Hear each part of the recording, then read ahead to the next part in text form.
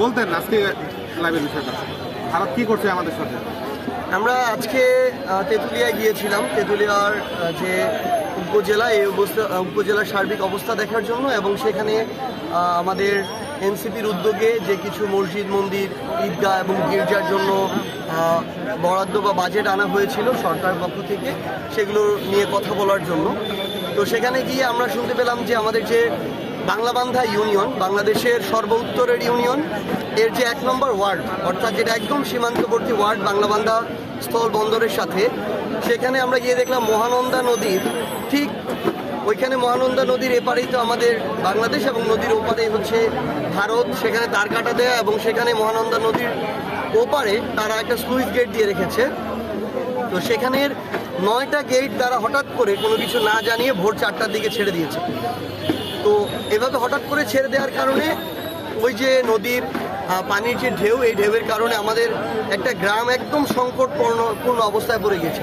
সেখানে বিশাল একটা ভাঙন সৃষ্টি হয়েছে এবং রোড পর্যন্ত, পাড়টা ভেঙে গিয়ে রোড পর্যন্ত পানিটা চলে এসেছে, ঢেউয়ের যে পানি। তো আমাদের ওখানে গিয়ে দেখে যেটা মনে হয়েছে যে এটা যদি এভাবে চলতে থাকে, আজকে রাতের মধ্যে এটা আমাদের যে রোড, সেই রোডে এটা আঘাত করতে পারে এবং রোড ভাঙলে তারপরে কিন্তু বাড়ি ভাঙা শুরু করবে।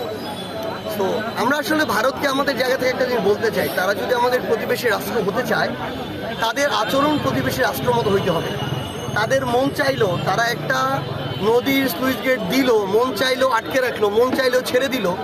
মন চাওয়া অনুযায়ী যদি কাজ করে, তাহলে বাংলাদেশের মানুষের মনে anti Indian sentiment day by day আরও প্রকট হবে। এবং আমরা মনে করি আমাদের জায়গা থেকে যে এটা দুই রাষ্ট্রের সম্পর্কের জন্য কোনো পজিটিভ কোনো বার্তা দিবে না। আমরা তাদেরকে স্পষ্ট করি, আপনাদের আচরণ যেন প্রতিবেশী রাষ্ট্রের উপর হয়। এই নদীগুলো কিন্তু আন্তর্জাতিক নদী। এরকম অনেক নদী আছে যেই নদীর উৎপত্তিস্থল আপনার এখানে না, উৎপত্তিস্থল ধরেন নেপালে, ভুটানে, এরকম অনেক নদীও আছে। অনেক নদীর উৎপত্তিস্থল চায়নায়। তারা যদি তাদের জায়গায় এই কাজগুলো করে, আন্তর্জাতিক প্রোটোকল বা আইন না মেনে, তাহলে আপনাকে ওই সমস্যার মধ্যে দিয়ে পড়তে হবে। তো সব দিন কিন্তু ভারতের দিন না, দিন বাংলাদেশেরও আসবে, দিন অন্যান্য যে দেশগুলো তাদেরও একদিন আসবে। আমরা তাদের কাছে ওইটুকু সমতার এবং ওইটুকু ভ্রাতৃত্বের, আমরা যেই চুক্তি বলি কিংবা বিভিন্ন আচরণ, এগুলো প্রত্যাশা করি।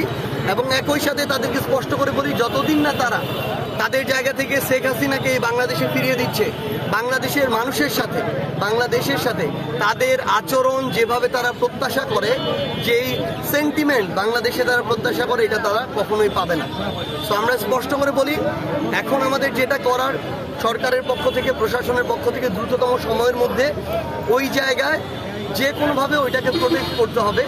আমরা শুনেছি এর আগের বার নাকি ওইখানে ওই যে ভারী যে কিছু বসাতে হয়, ব্লক বসাতে হয়, ওই ব্লকগুলো দিনের বেলা বসাতে পারে নাই বিএসএফ এর জন্য। রাতের বেলা যখন বসাতে গিয়েছি, বিএসএফ থেকে গুলি করা পর্যন্ত হয়েছিল।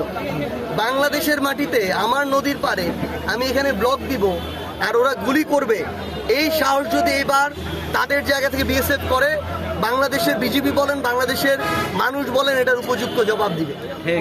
তাদের ওই জায়গায় তারা যেমন করে, আমরা তো ওখানে কিছু বলতে চাই না। সো এখানেও এইরকম যেন তারা স্পর্ধা না দেখায়। আমরা এখন যেটা দ্রুত সময়ের মধ্যে প্রয়োজন, আমরা সংশ্লিষ্ট মন্ত্রণালয় এবং জেলা প্রশাসনকে আমরা অনুরোধ করব, মানুষরা যেন বসত ভিটাটা ক্ষতিগ্রস্ত না হয়, এই জন্য যেন আপনারা দ্রুত সময় ব্যবস্থা নেন। আমরা আশা করছি যে আমরা এখানে দীর্ঘমেয়াদী একটা সমাধানের দিকে যেতে পারবো। আর এই যে